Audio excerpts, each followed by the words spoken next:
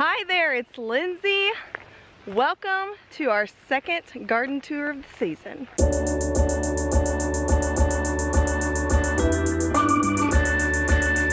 So I've decided on these garden tours I'm going to go ahead and include our little orchard that we just planted. I don't expect much out of it because it's the first year, but we have had some problems this last week or so. So I'll just show you what's going on. Our pear trees, this is one of them. We had a really big storm the other night and we think that it may have snapped off. Not sure what happened there. The other one's doing well, but it's not gonna cross-pollinate. Pears need to cross-pollinate to produce, so that's not gonna produce. I don't really expect them to produce first year anyway. The cherry tree burned up, like it didn't transplant well. The apple trees look good. You know, the goats ate like part of the leaves off of them when they were still in the garden area, so they're doing surprisingly well, both of those. And then finally, our peach trees, they're probably doing better than everything else. There's peach tree number 1.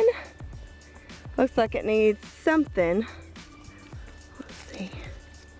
It's got some holes in the leaves, but I'm not sure if it got those from the garden or what. I don't really see any pests or anything, so we'll just keep an eye out on that. And the other peach tree has some peaches left on it. The goats didn't eat them all, only the ones they could reach, but the leaves that they ate are actually coming back. Some of them are coming back a little bit, so we've got some new growth on there. Now we're heading over to the row garden.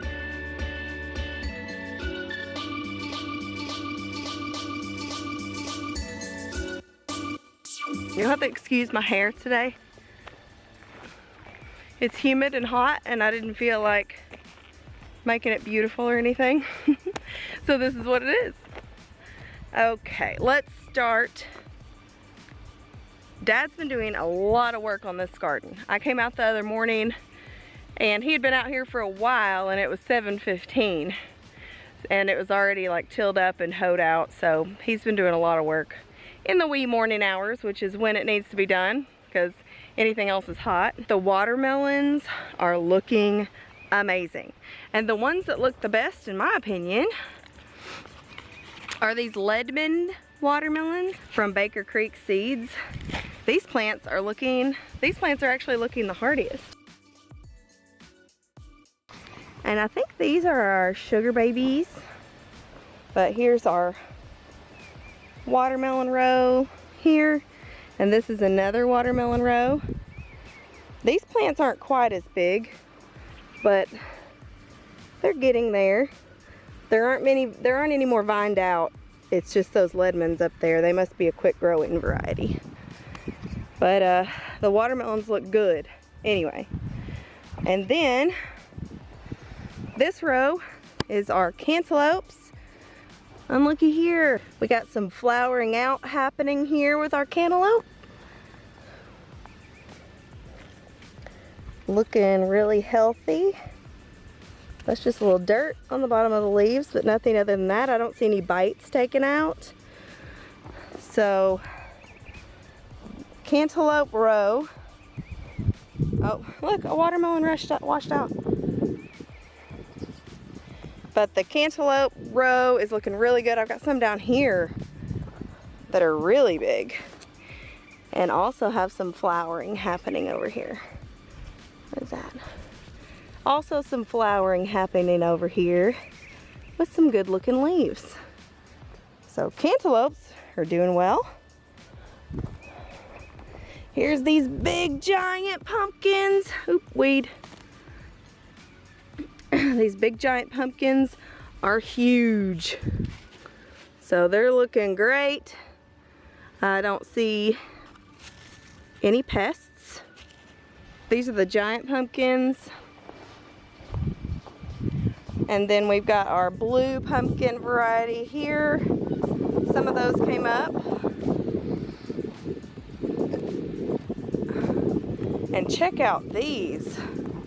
white pumpkins. I mean, that plant is huge. Big old plant. And they're looking nice and healthy too. They need a little water. I just got through replanting the corn rows. There were a couple spots where the corn didn't come in, so I just put extra seed there and we'll just see if it comes up. The next 4 rows in this garden are half corn and half okra.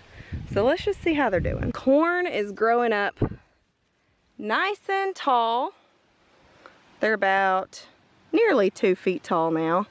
I know some people have corn that's bigger, but you have to remember that this has nothing on it. I haven't even put worm castings or nitrogen in the soil or anything yet. It's got no type of fertilizer, just the raw ground that's here is all that these have. So I think that they're doing pretty well considering that. And here's the okra. We started out with a little bit of a pest problem. I haven't put anything on them yet, but I'm going to. I just don't know what pests we're dealing with because I can't find them. But here's how the okra is growing. All 4 of the, here's 1, 2, 3, and 4, and all 4 of the okra rows look great. The final 2 rows are black-eyed peas, which are mine and Dad's favorite. These 2 rows are really doing nice. Good job. And finally, I planted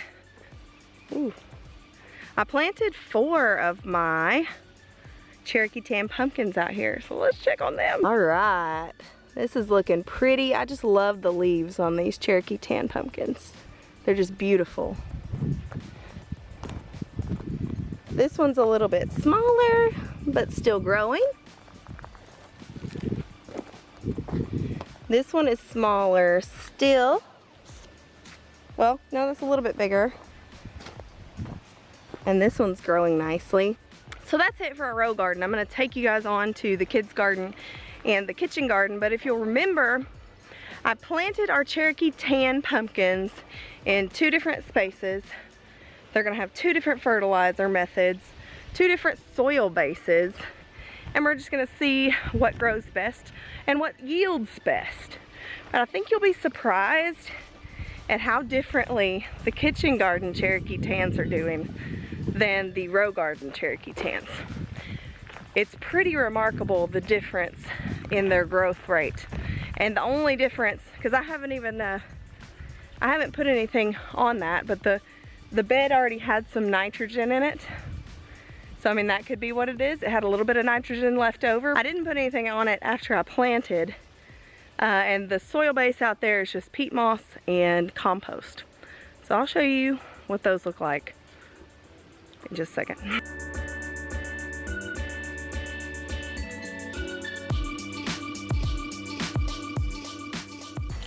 Hey there, here goes my garden tour.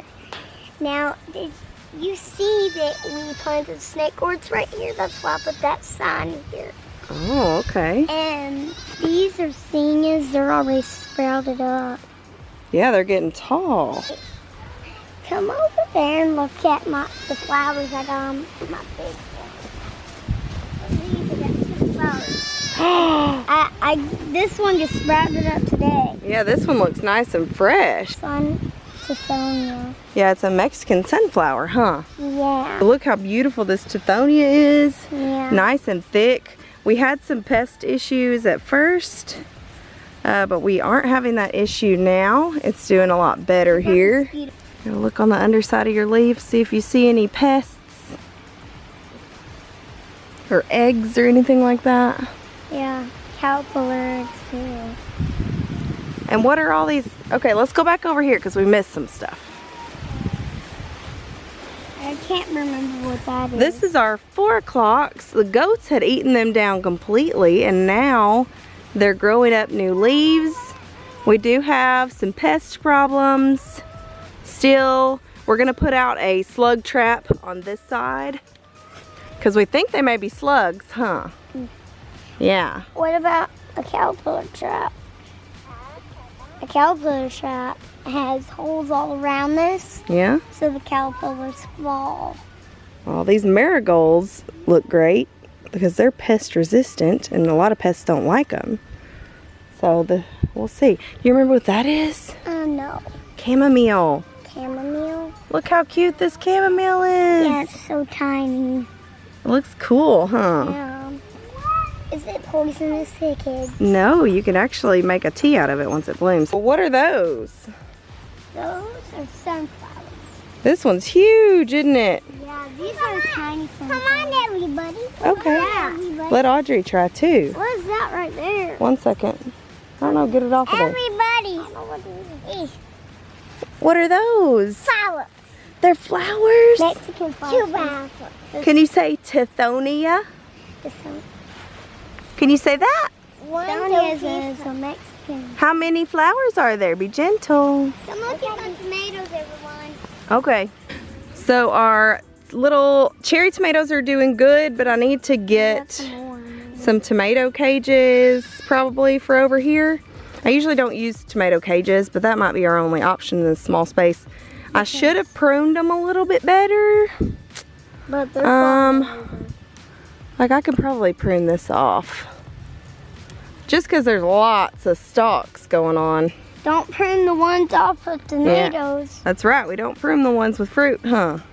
Mm-mm. And then we got this big boy over here, the Chadwick cherry. These are our cherry tomatoes from Roots and Refuge. Yep. But they're growing really well and they're healthy. Oh, look, Ollie, it's a sucker. What are you gonna do with it? This one? Yep. Boop. Good job. It's a tiny tomato. It's got lots of tiny little tomatoes, don't we? One right there, one right there. You can't see it because it's so tiny. Yeah. This is the 4 o'clocks that the goats didn't eat. And they're growing up really big and nice. These were just some extra zinnias that we had, but look, they're gonna start flowering. The loofah gourd here has grown up the trellis. Yeah. It's about we're gonna say 3 bars high because it's reaching out for that 3rd bar.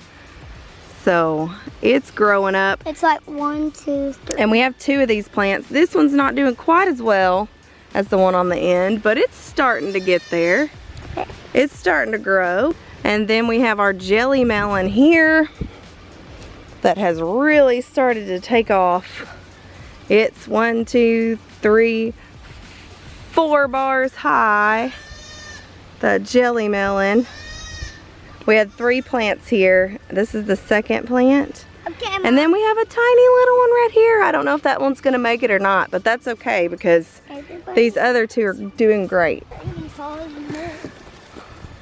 His sunflowers are getting taller than him. I think we're gonna put some string supports here and a little on the other side. That baby, I just fed it. It's not like it's hungry. It must have lost mama. Oh, do you remember what that is growing up there? I don't know. Look how tall this one is. This is our hyacinth vine. The only one that bloomed out. Yeah, it's so tall. Yeah. It's grown way up the trellis there.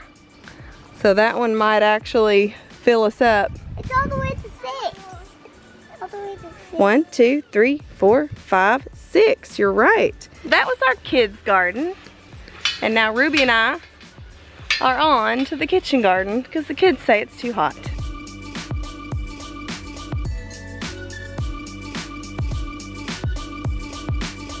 Let's start out with the herb garden and work our way around.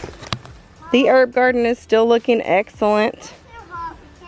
We've got our thyme and our rosemary. The basil's starting to flower. My dad says to pick the flower off. So I don't know, I don't use a ton of basils, but I might start clipping and drying it. And something's been eating on the sage a little bit. Here's a weed. My lemon balm isn't doing like super well in this pot. So I may take it out and plant it, but I know that the mint is quickly gonna overtake this whole thing. I'll probably have to separate it somehow from my lavender, but look how beautiful this lavender is bloomed out. I just love lavender. On to tomatoes. So the first tomato I have used to be like the leaves had curled up and it wasn't producing anything. But now it is, I went ahead and cut off the curled dry leaves because there was a lot of new growth on it, and I decided to like let the new growth overtake the plant instead of using that original growth. This tomato plant is growing, still not fruiting, but I'm just gonna let it go and see what happens. This next one has a really pretty green tomato here. This is our mortgage lifter, one of the mortgage lifters. It's growing nice and tall, but some of the flowers have dried out. Needs some additional water, and I probably need to prune it a bit more than I am. Overall, it's still flowering here at the top and it's looking good. This other mortgage lifter had, if you'll remember, like 4 or 5 really nice looking tomatoes on it, and she is what happened to all of the tomatoes that I was about to harvest. Woo! That's Lucy. Lucy has a tomato eating problem. Don't you, Lucy? It wasn't any of the other chickens that did that. It was purely Lucy. So we have gone to some measures over here to make sure that she doesn't jump the fence. This corner over here, we put this fence up and we were like, oh, that's gonna be fine. You know, she can't jump that high. But she was jumping just on the side of this right here because it was moved down a little bit to be even with this, and she could see this wood from over here. So we've rounded this out a little bit so she can't jump up here. So we're hoping that keeps her out. It's kept her out for 2 days now. Are you done eating all my tomatoes, turd? And I probably should just make her dinner because she keeps ruining my garden. I mean, she's the one that dug up my onion sets the first time, and she ate all of the tomatoes that were almost ripe or ripe. But she's one of my first sets of chickens that we had back in Little Rock, and I can't really bear to part with her. So let's get back to those tomatoes. This mortgage lifter needs to be pruned in the worst way. This was the old growth. This is the new growth here. So it's got a couple of tomatoes on it too. The mortgage lifters are my favorite. Here are my pink Brandywine tomatoes. This is one. This is a new one that I planted. And this is the one from Roots and Refuge over here that we got at the shindig. I see some aphids, so I'm going to have to do some neem control on these. I'm just going to mix up some neem oil and Dawn dish soap, water, and all that good stuff, and treat these tonight. You always want to treat with neem after your pollinators have gone to bed. And since we have bees, I'm definitely going to wait until dusk. That way the neem has time to settle into the plant before they kind of get going in the mornings. These are our celebrity tomatoes. This plant, the root or the stalk got bent, but it's still alive, so I'm not really sure what's going to happen with that. We'll see. Sweet 100s. Lots and lots of fruit on this plant. And it's like come over here, the stalk's growing over here and back over here. So it's a big time producer. And then we have the Sun Sugar cherry tomatoes. They look like this. These are the Sun Sugars. They're actually my favorite cherry tomato. They just make the best, like little dark orange fruits. I think that they're the sweetest and best tasting ones. These are those sweet little yellow pear tomatoes. These fruits are ready to go. Oop, just pulled off in my hand. But they make nice big cherry tomatoes. They're yummy too. This is that Mountain Merit tomato. It's the new variety. I actually got it from the Bonnie Organics. It's the Mountain Merit. It's a determinate tomato plant as well. But I mean, it's growing pretty well for having just got it. These are my pink German tomatoes that I started from Baker Creek seed. They're looking quite beautiful. I've got one here, one on the other side there, one here, and one here. And then we bought a couple more of this is a Cherokee purple. And it's looking good, it's growing, it needs some water. Just a plain old beefsteak back here, but it's growing. Just give it a little time and it'll all grow up. Well, that's our tomato plants. They're growing right along. Here are pinto beans. As you can see, the weeds have tried to overtake this bed once more. But there's lots and lots of beans here. I cleaned out our broccoli bed and our onion bed over here. I'm sprouting onions to set back in this bed. What is it, Gingy? Are you hungry again? You just ate. No. Are you hungry again? She is. She's hungry again. Oh, poor baby.